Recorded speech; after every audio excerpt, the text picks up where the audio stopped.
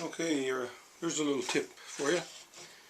You're looking around for something to draw a circle on that piece of plywood there. Now this is a steel square trick really, and you can't find anything, so you just take your steel square. Say you want it 6 inches, so you just put a little tick there at 6 inches. The one there already did this really, but or you could have it 5, 6, 3, 2, whatever.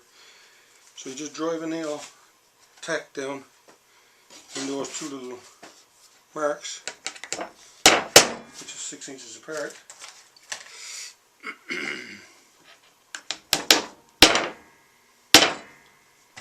And lay your square down in there. You need the board clamped on or something to hold it, or someone to hold it.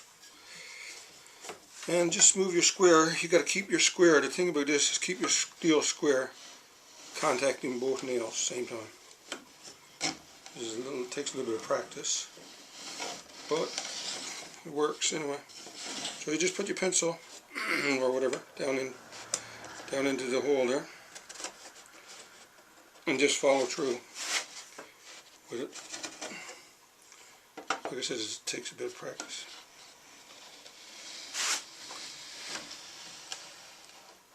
That's one side. Do just a bit over and continue on the other side.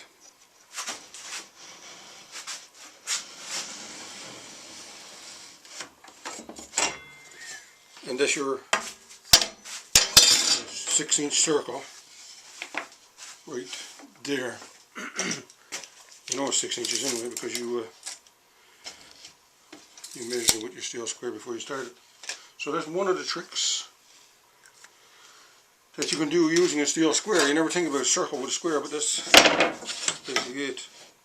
So you can stay tuned for some more little tricks with the steel square. It's a wonderful piece of equipment for carpenters. Anyway, I hope you like that and you can subscribe. Out.